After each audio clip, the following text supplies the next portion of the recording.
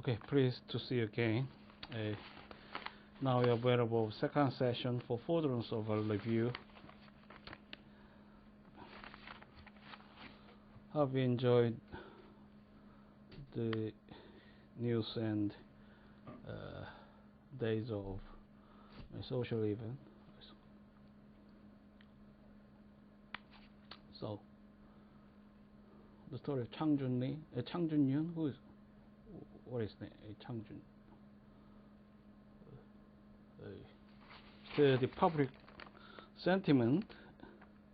So actually, Oriental states, including also Korea, are very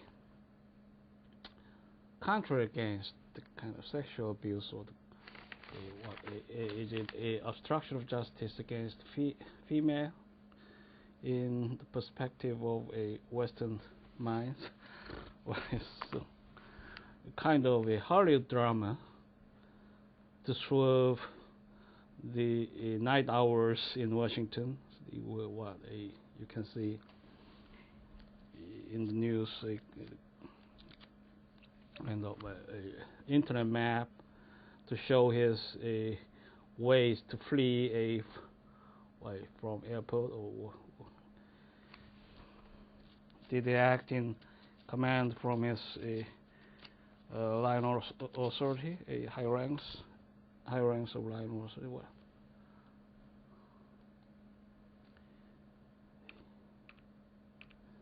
so the story is in vigil of critics, society-wide, and a vicious controversy,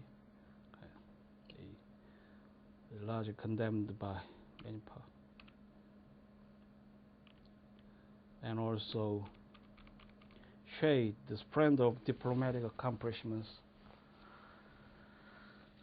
made by Kennebec.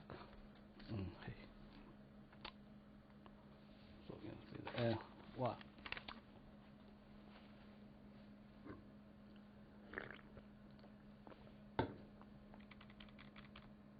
So we now in beginning title.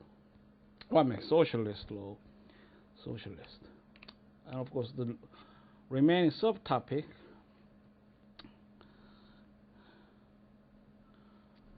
was articulated in as consonant with the basics of introduction. So you can have some straightforward understanding in basics, of course, about the rest of discussions.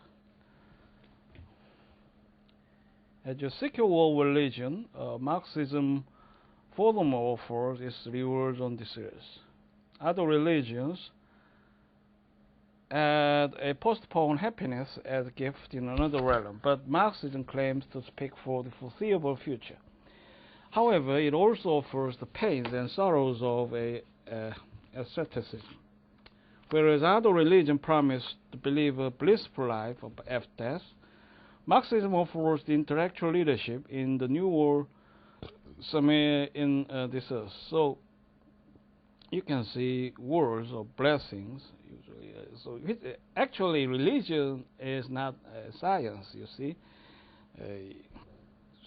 So as I mentioned, Dalai Lama is very unique to explore the dimension of minds, and also and modern psychology as a kind of a modern understanding of humanity, also raised to support his proposition is combined with a religion. So in fantasy to merits our attention. It's fanciful, actually. How have favored his lecture,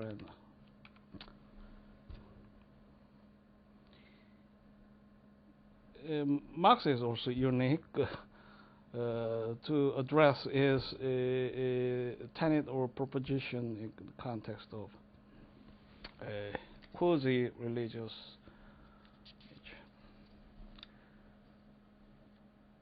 feudal society has been ruled by military laws, a capitalist society by money-minded businessmen, but in the socialist society, the intellectual will rule in the name of the proletariat.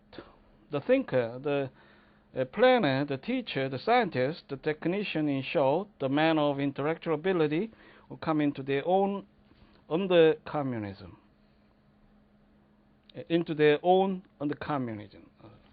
The Platonic fantasy of the philosopher king, always surviving in the intellectual subconscious mind, the final realized in historical actuality. What are the words mind and logic are usually addressed by philosophical work, as you see. So I have illustrated Lunang, but other names in eminence about philosophy also point to the kind of dimension. And you also have readings about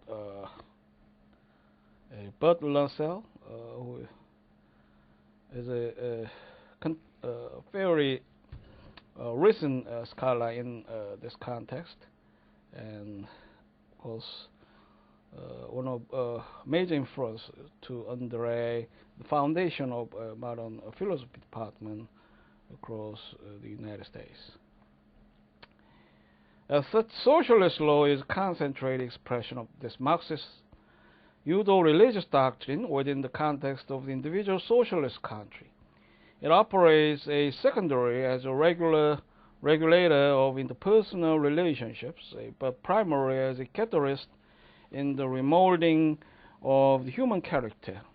So it is coercive order whose commands neither have a need of convincing nor require explanation.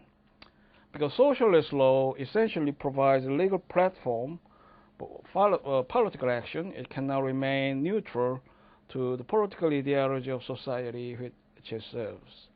Actually, Marx is the son of a German lawyer and initially attended the law department in Germany, and he switched his discipline to study a philosophy and actually received a doctorate degree of philosophy in University of Vienna.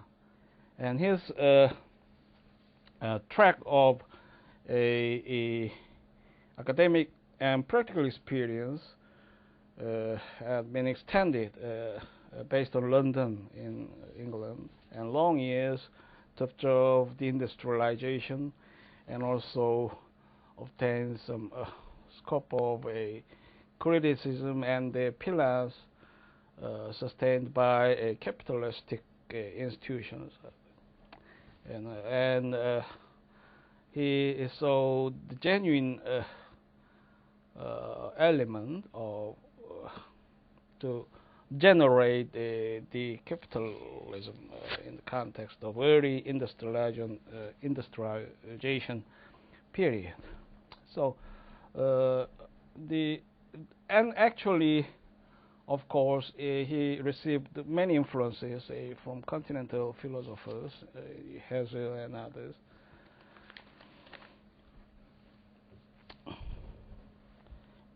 It is a coercive order, so his propensity and also disposition of intellectual is unique to experience a variety of contexts of wider social factors, and also his science comes in that light in our understanding, because socialist law essentially provides a legal platform for political action. It cannot remain neutral to the political ideology of society, which it serves. To the socialist legal mind, law has to be believed for it to work, because law involves not only reason and will, but also emotion, institution, and faith. It involves a total social commitment. The ideology of socialist law is best reflected in the leading role which is assigned to the Communist Party within the legal system.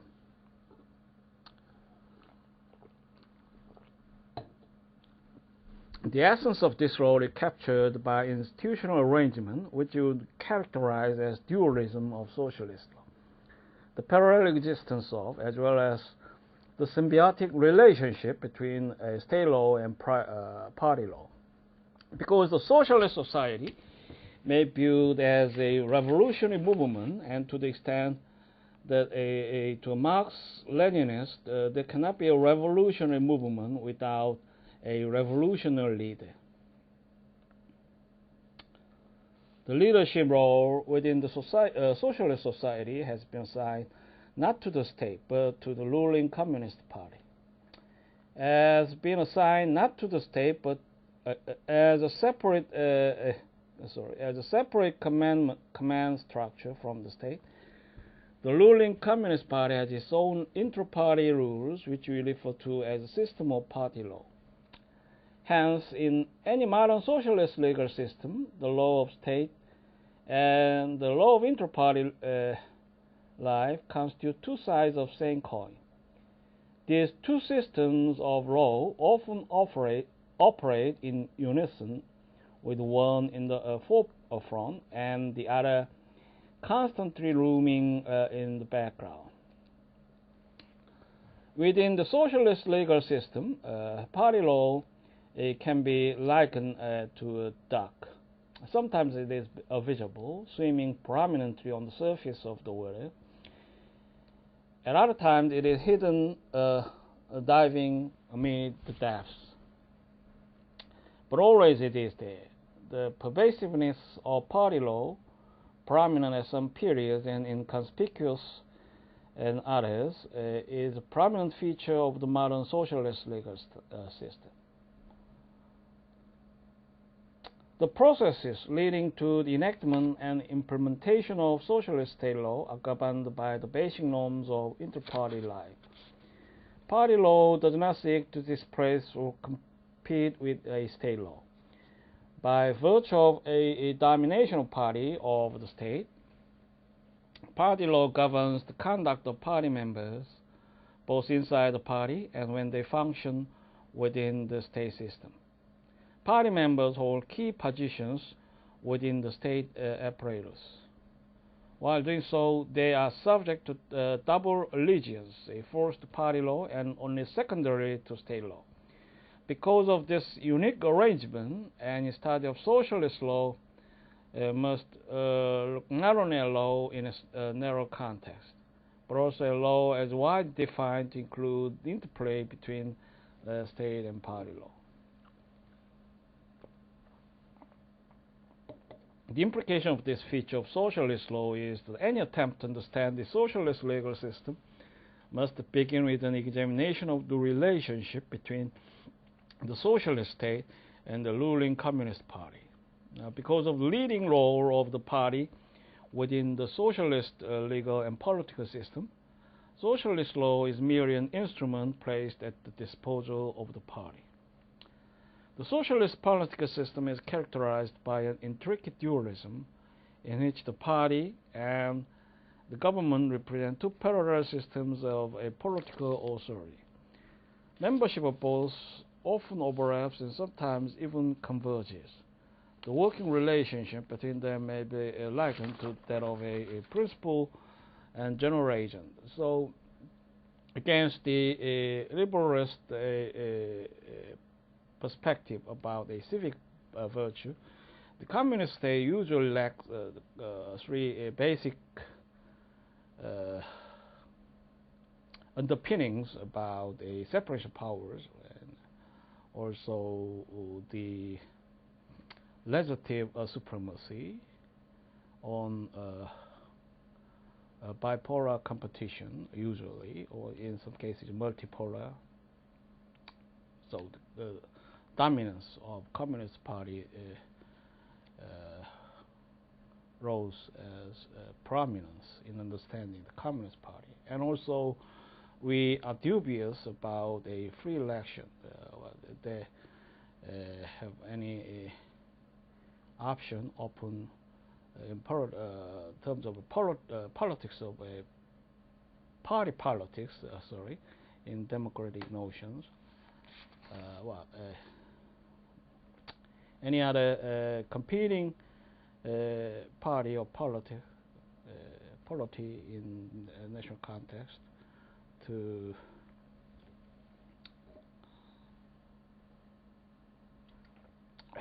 make them to choose their own government. What are the laconic words granted by President Lincoln?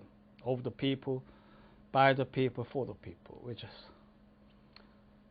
essential to characterize democratic governance. Well, a communist party may be termed to serve the purpose of for the people government. But how about a by the people government? Are they ensured of the government operated by common people? Well, intra-circle of Communist Party. By intra-circle of Communist Party, what do we mean?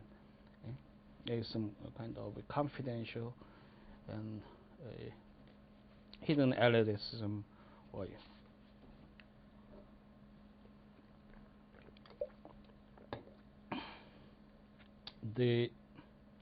as the principal actor within this arrangement, the role of party is to compose and arrange the music. The task of socialist state is to play the music as well as make certain that everyone dances to it.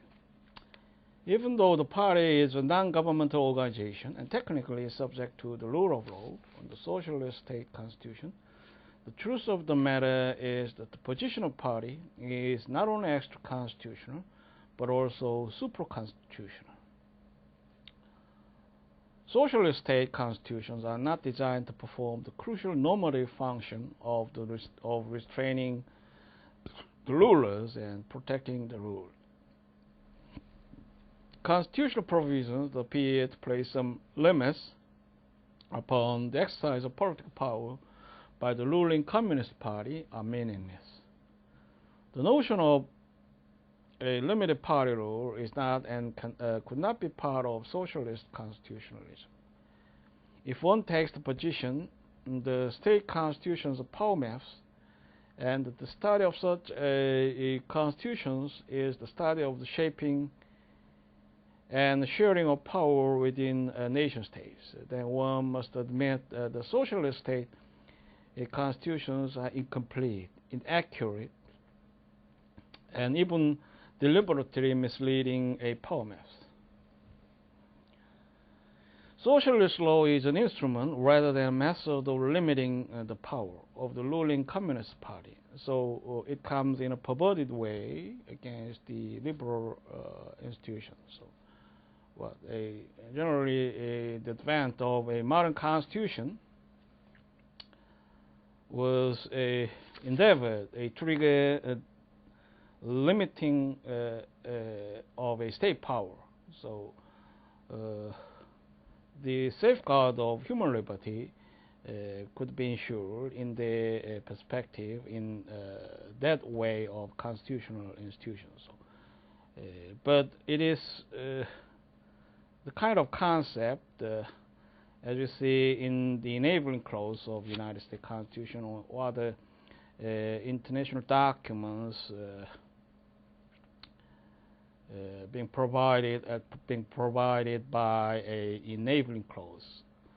So, in some aspect, of course, it may be considered an advanced state to empower the state organs, and in comport with the modern understanding, a more updated understanding of a modern constitutions. So the concept of limiting the state power in some point may be seen antedated remnant, for example. But it, however, it constitutes the pillars of a liberal constitution and structurally required durable through the modern contemporary times. So you can see in the Korean Constitution, for example, the scope of a basic rights about the privacy or liberty, and also in the later part, you can see the kind of a set of a socialized, which has some ambiguities in its nature, but right to labor union or right to negotiation or and right to education and moderate housing and advanced and the classes of constitutional provisions grouped in the context are not liberal and also neither purported to limit the state power. Rather, it encourages the state to engage more proactively to address the social issues and kind of so social right. But what are our reality if we forego the liberal concept of limiting the state power? It is actually a classic model of a liberal constitution, and maybe dormant in this positive state in many contexts. We seldom see the kind of a abuse of human right by state authority. A Kunan Lee is ranked a police officer who perpetrated torture. That's not the case. We seldom find in our routine lives, but it is also precautionary to foreclose fundamentally.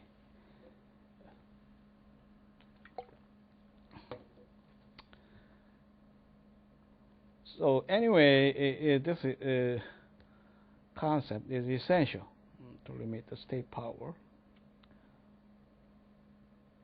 No major reform can take place within a socialist law, and no key appointments to any state organ can take place without the prior blessings of the party. Consequently, all efforts by the socialist legislature to carry out a social, economic, and political reorganization of society operate against the backdrop of this principle of dualism of a socialist law. The fact, however, that the party stands outside of and even above the state constitutional system is not necessarily tantamount to a negation of rule of law under the socialist legal system.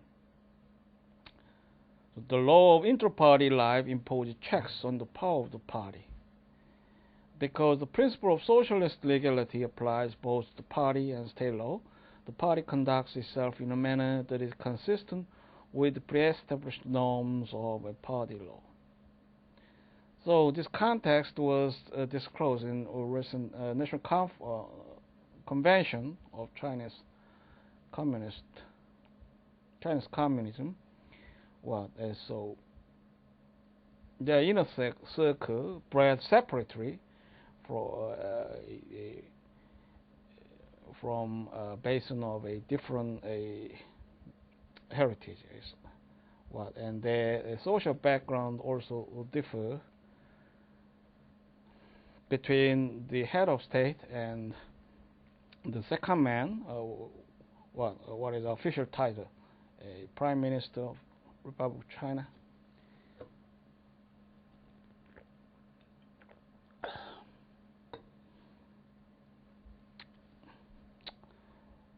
some benefits heavily from a rich fathers who also served the Communist Party of China and the other group, and the basis of locality about the Communist Commission also differ between what a agricultural area and a urbanized or Communist Party. So competition may found in intra-party context. The points that must be stressed in this analysis of dualism of Soviet law, however, are several. The rules of party law are analytically distinguished from those of state law. The administration of Soviet state law is entrusted to corps of professionals, quite distinct from the army of apparatchiks who administer the parallel system of party law. The institutions and procedures that used to apply rules of state law are kept deliberately separate from those that are used to implement norms of party law. The legal professionals who administer Soviet state law are given a special training quite different from the training that the party functionaries undergo, and both professionals are trained in completely different institutions. Furthermore, even though there is a causal connection between the substance of party law and that of Soviet state law, the legal professionals are essentially taught the substance of state law, while the party professionals in the course of their professional training are exposed primarily to the substance of party law. So you can usually encounter the Soviet law or Soviet legal system, and actually the official title of contemporary Russia has transformed. So as you see, name Yeltsin, who traveled to leave Moscow, and kind of inner circle antagonism led some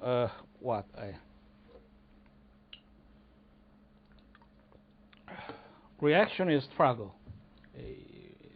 particularly driven by some ethnicity concern and other so dependence of enclaves and other tribal states were raised as to expel prevailing power, Gorbachev,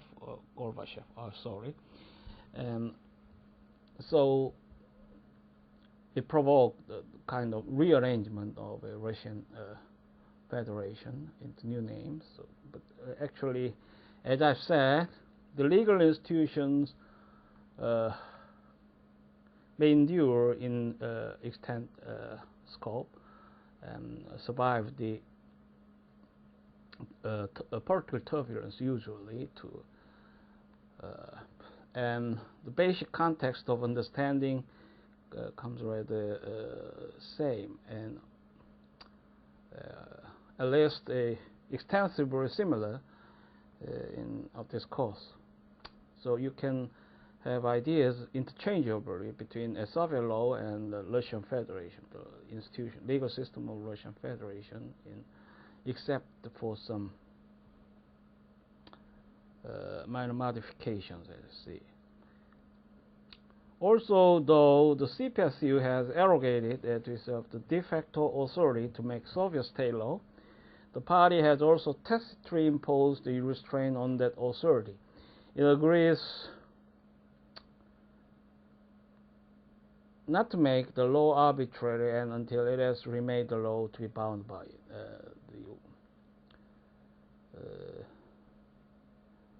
This proposition was based on Article 6, paragraph 3rd of the 1977 USSR Constitution.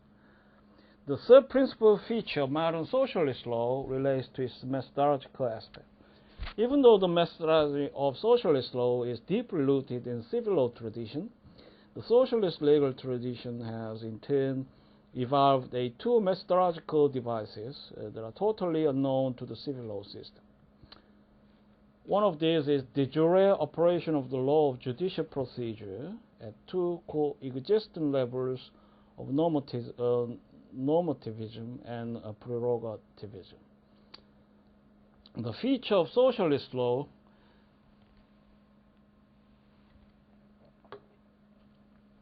may be less developed in some individual socialist countries, but it is particularly prominent in the Soviet system.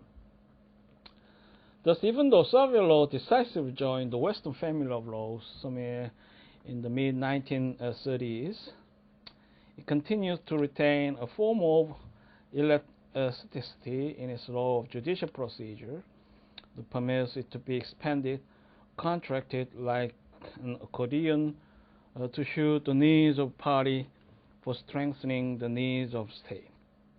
Because of this built-in element of malleability, socialist law of judicial procedure contemplates the parallel existence of legal regularity and legal irregularity in the way it handles different cases.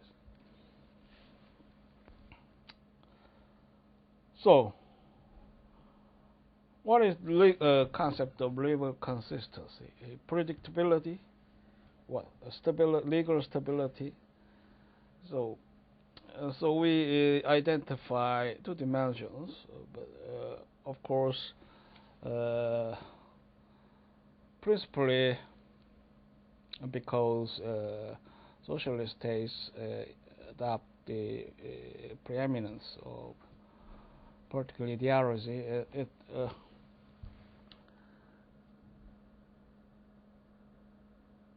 is expected to take this way in dualism also, and so you can now be ordinate about kind of a surprise about we usually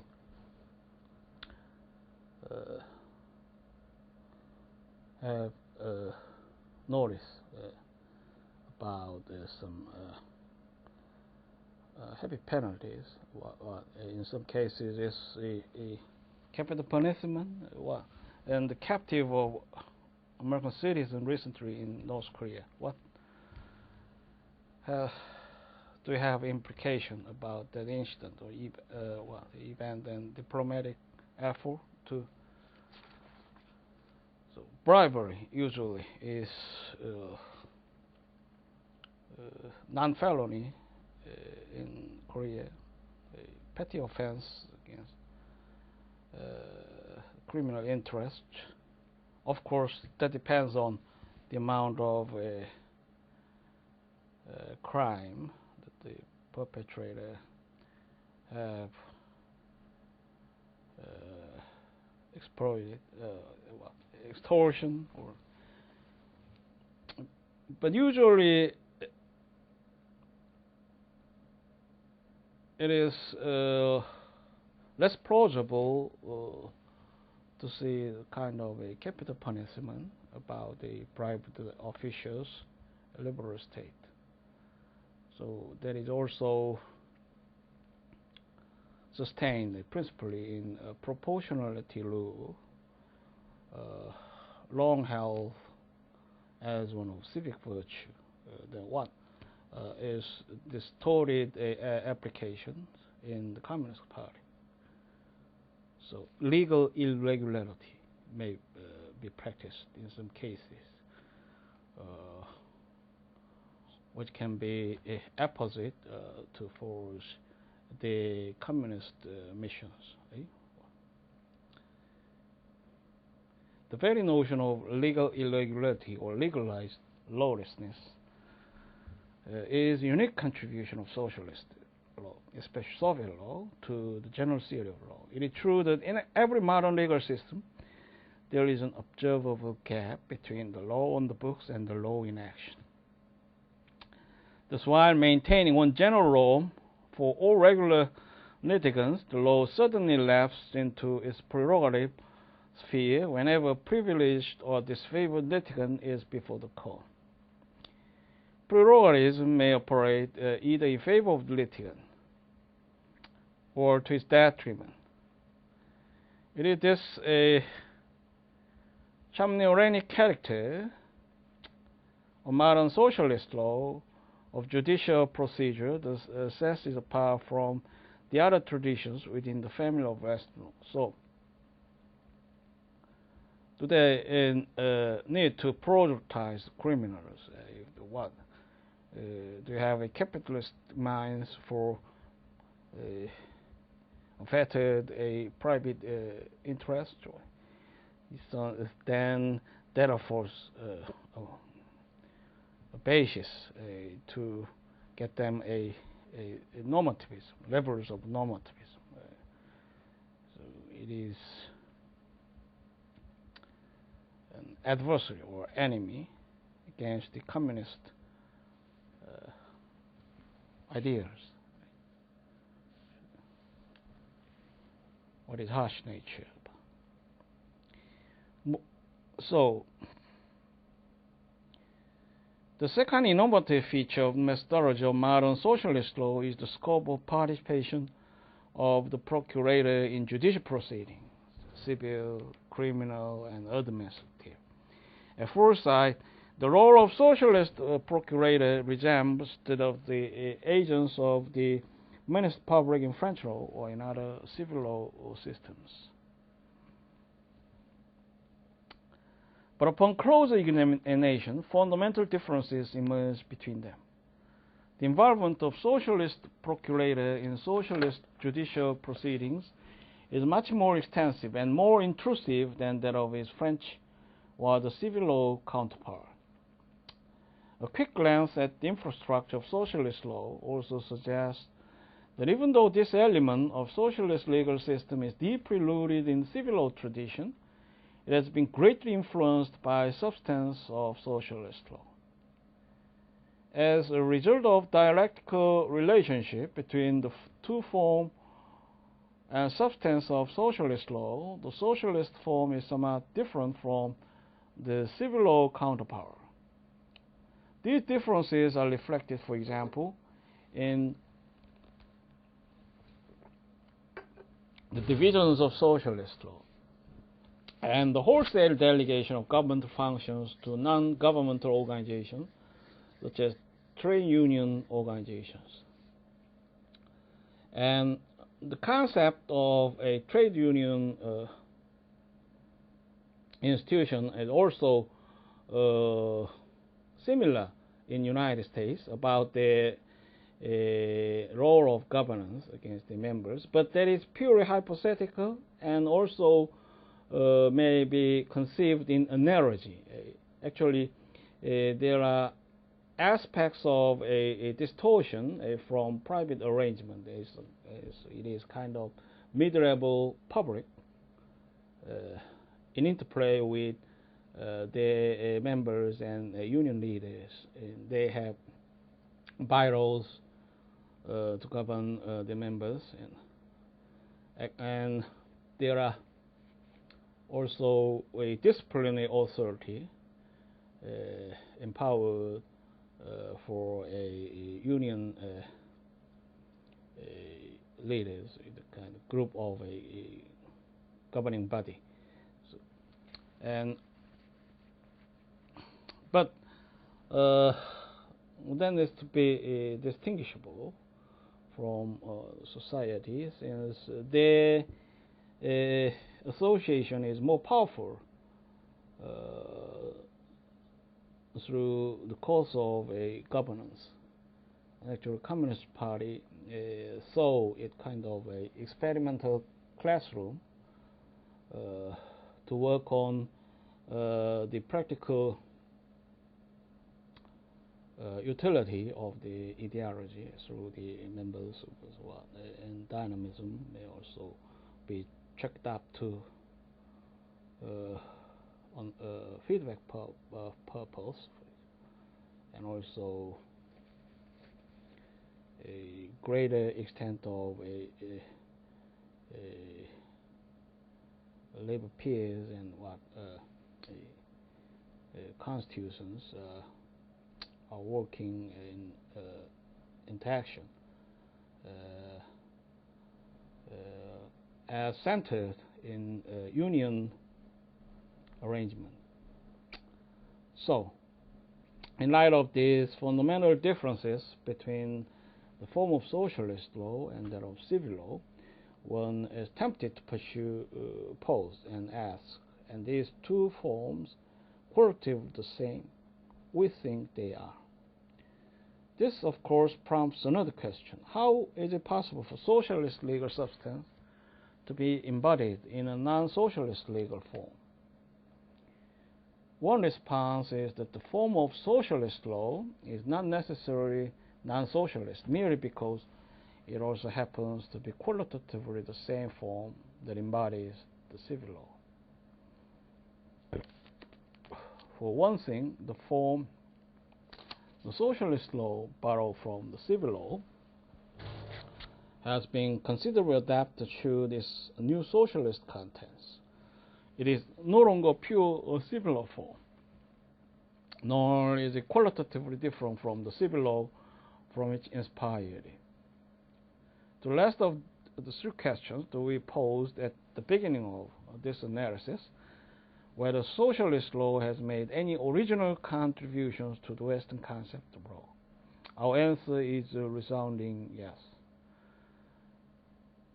All of the four major attributes of socialist law which we have discussed so far are unique to the socialist legal tradition.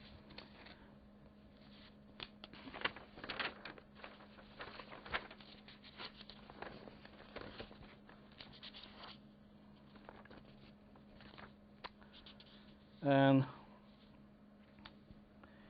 this course and research focused on the area of socialist law were endeavored in two major groups from Columbia University Law School,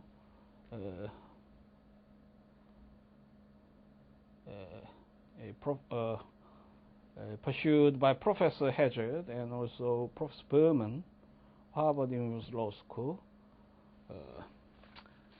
and the outcome test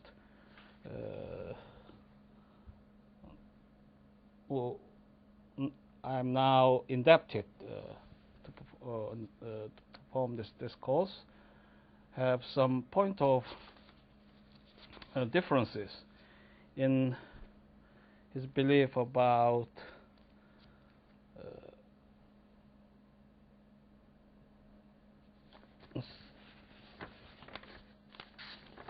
some disregarded points not attended by both group of researchers. So we now see briefly the point Professor likes to highlight for the purpose of a later portion presented to you. So what are Hazard's contribution to the area of this comparative study involving a communist legal theory? Hazard's view was set forth in his pioneering work published in 1979. Berman's response to Hazard's thesis appeared in a 1971 article. In his 1976 book, Hazard developed a list of those elements which in his view are typical only of socialist legal systems. Berman, in his rejoinder, disagreed with some Hazard's elements and in fact with his entire approach to the question. Berman then proceeded to put forward his own model for comparing socialist law. The major difference between the two models is that while Hazard emphasizes to the exclusion of everything else, the social, economic, and political features of socialist law. Berman accords significance only to the pseudo-religious aspects of the law. So both views are very focused and narrowly fashioned to highlight the essence of a socialist law, or what are points of neglect to be added, or in some cases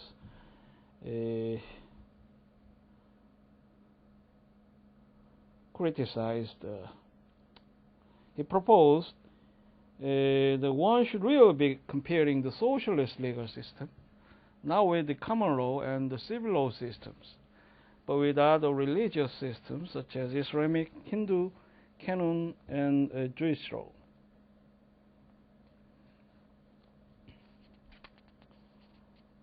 Thus, Wheeler and Hazard views socialist law exclusively as social, economic, and political phenomenon. But Berman regards socialist as nothing but a pseudo-religion. So, often the American realists see the nature of a diverse society in terms of culture. You know the name Huntington, who also is a powerful proponent about the political primacy, kind of one, and demise of a political ideology. Cultural diversity usually factors to generate a kind of a contention, in some context, dissension about different force, which is so. The major fault with these two approaches to the comparison of the socialist legal system with other legal traditions lies in the fact that each treats socialist law only and exclusively as either a social, economic, and political phenomenon or as a pseudo-religious belief system. Neither of these views is comprehensive enough to properly identify the multidimensional character of socialist law. The uniqueness of socialist law lies not only in social, economic, and political features, to say ideology, but also, and equally so, in its pseudo-religious character, to say its theology. So socialist law concerns itself not only with social, economic, and political reorganization of society, but also with the spiritual welfare of the individual citizen.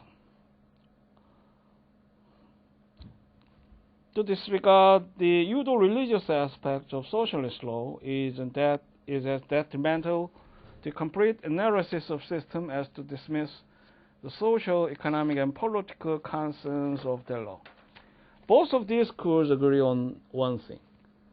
For too long, compilers have been primarily preoccupied with comparing just the infrastructural and methodological aspects of socialist legal system, while leaving out such important factors as cultural, historical, political, economic, social, and quasi-religious backgrounds of their law. While it may be unwise to totally neglect the infrastructure and methodology of socialist law, it is equally ill-advised to focus solely on those aspects of the legal system. Consequently, we will examine socialist law from its four integral perspectives. First is infrastructure.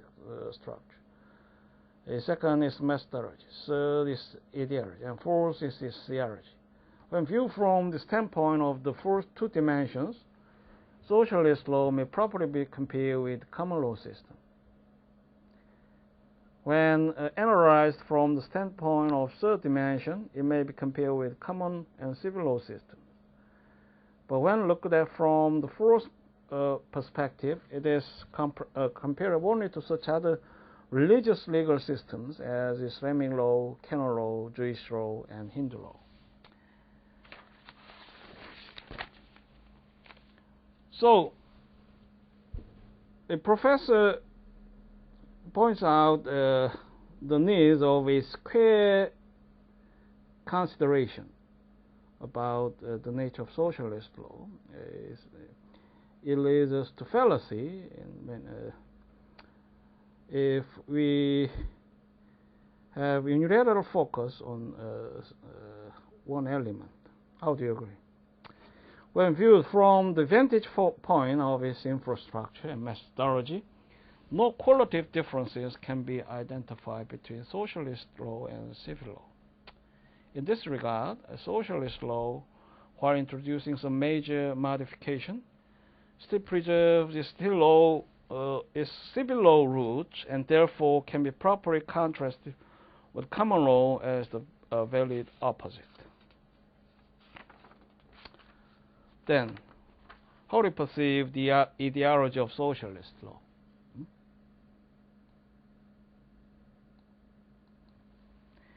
Socialist law has a mission to accomplish which is radically different from those of civil and common law systems. To attain its goal, socialist law deems it necessary to rearrange the entire political, economic, and social orientation of society. But quite simply, the historical mission of socialist law is to advance the given society to develop a socialism and ultimately toward a communism. To achieve this goal, socialist law seeks to liquidate all capitalist and feudal forms of property ownership, to consolidate a socialist economic relations, to lift the relations within the family from the present level of capitalist or feudal decadence, and to realign political power within the society. More than anything else, a socialist law is seen as an instrument of social engineering. It is a weapon in the hands of political governance aimed at achieving the ultimate political goal of establishing a society in which law will no longer be necessary. From this perspective, the socialist legal system, with some notable exceptions, is characterized by the following elements. So, what are elements? An uncompromising recognition of supreme leadership of the Communist Party, state ownership of land and the collectivization of the use of land, state ownership of dominant means of production and distribution, national economic planning as the only acceptable approach to economic development, and total mobilization of the entire population for social involvement, and only a grudging tolerance of even the most modest forms of private ownership. Socialist law does not see the construction of socialism as a self-limiting goal, but rather as a stepping stone to the ideal society called a communism. Individual socialist states may vary in the application of the above elements, but these nevertheless represent the common core of socialist law. Actually, this genre of our dealings poses some great challenge about Korean Peninsula. So, the harsh experience of a Korean War during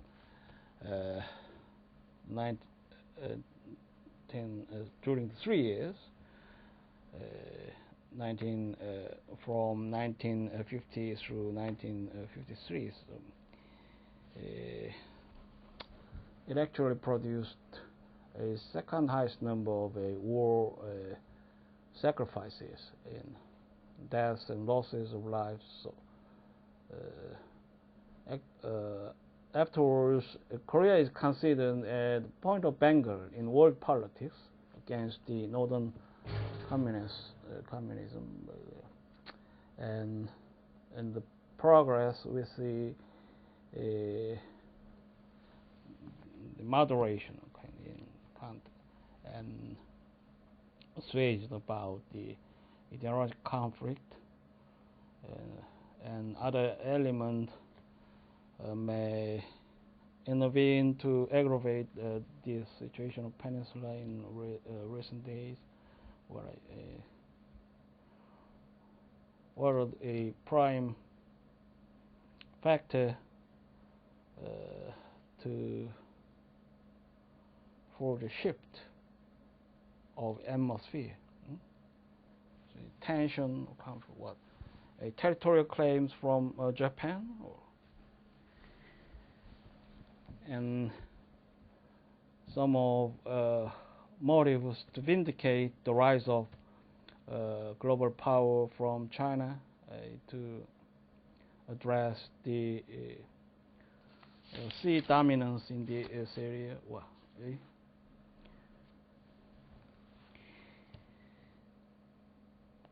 in any case, it is imposing some sentimental context through the discourse of a socialist law. How do you sense?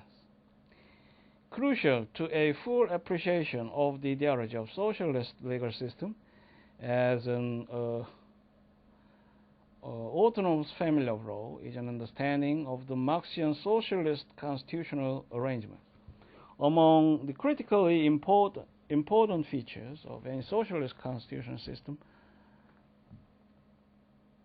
as follows. The typical socialist state regards its constitution not as a legal dogma, but as a legal platform for political action. The provisions of constitution are thus easily amended if political expedience so demands.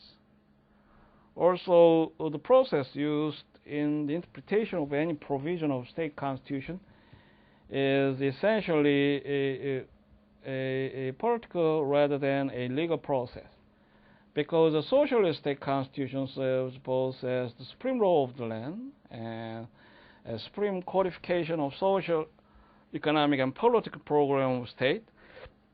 It expressly states the general principles of social, economic, and political development of the state. The Marxian socialist constitution gives the fullest endorsement to state and other forms of socialist property ownership, especially of industrial property, while placing heavy restrictions on all forms of a private ownership.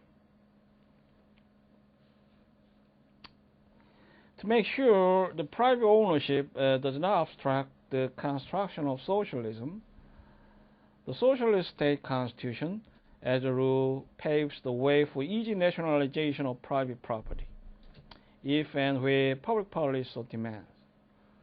So, there is same point about the doctrine involving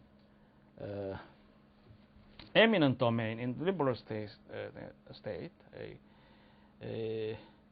condemns the property or take the property to serve the public purpose, but it constitutionally requires a just compensation, which is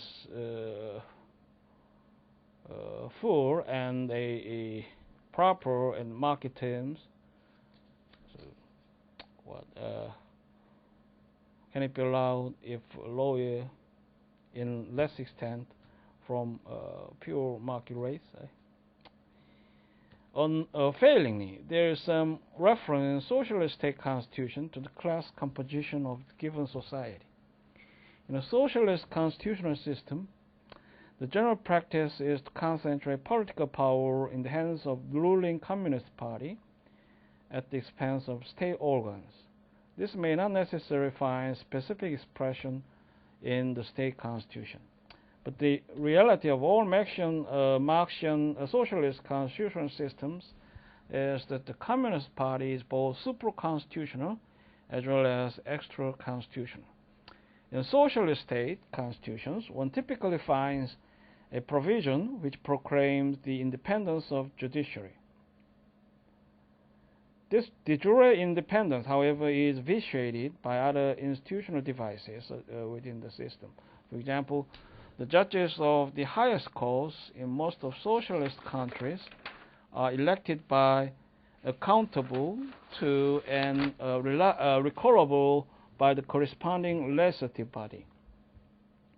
And so there is no concept of tenure or job security shielded by constitutional terms, which we usually consider as essential to ensure the independence of judiciary.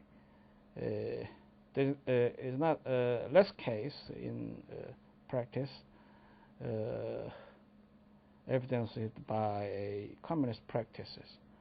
This, coupled with the fact the socialist judges are not supposed to make law, and the decisions in specific cases may be ruled by the legislature acting as a supreme operate a instance, renders the independence of the courts problematic. The fact of the matter, therefore, is that in a socialist constitutional system, the judiciary is not co-equal with the political branches of government. Rather, it is hierarchically inferior both to the legislature and to the executive branch of government. This makes the socialist judiciary truly the least dangerous branch of socialist state. So, the word least dangerous branch also identified in other work, paradoxically by Yale law scholar Alexander Fickle. Having found his name, so he, in treatise titled "Least Dangerous Branch," assessed the merits of judiciary as a final arbiter of constitution. He perceived the judiciary as least dangerous branch to ensure the civic virtue long held by liberals. How do you assess? His point of analysis has gone with the point of resources among the three branches, executive, legislature, and also the ways of dealings the actors or players involved to dispose the state affairs. Judges usually have plenty time of leisure to meditate as a philosopher. The manner of dealings can be approximated like the philosopher. So plenty of leisure time to investigate issues involving case of controversies more seriously in a scholarly way. So he filed his opinion officially to assess the issues, and also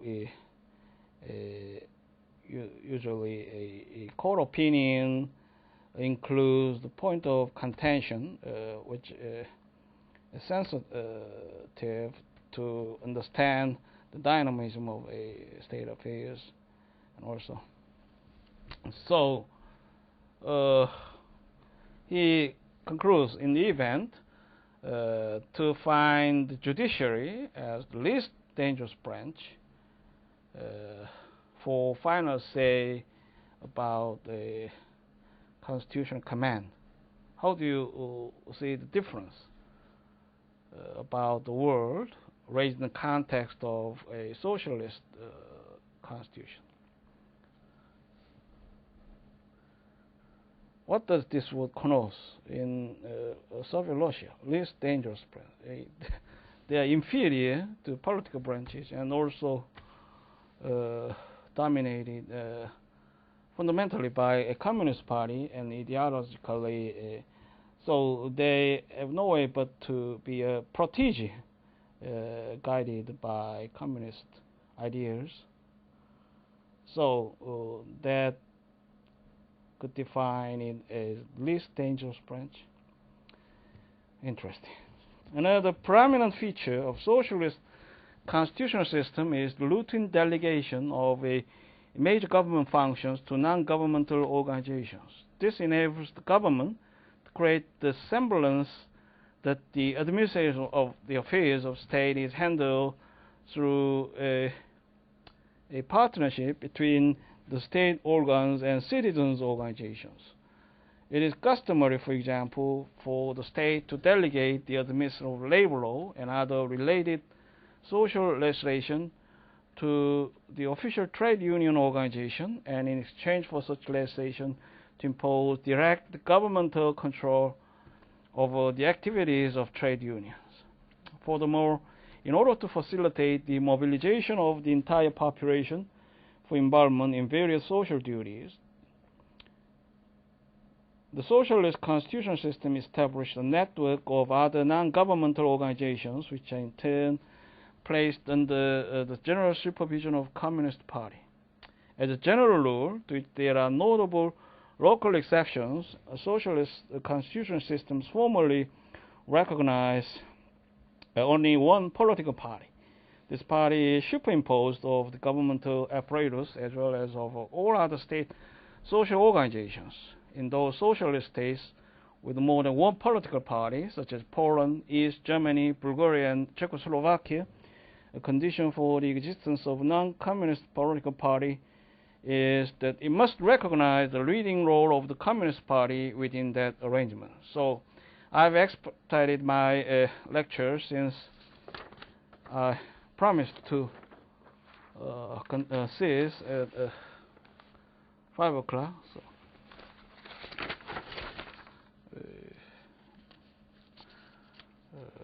my as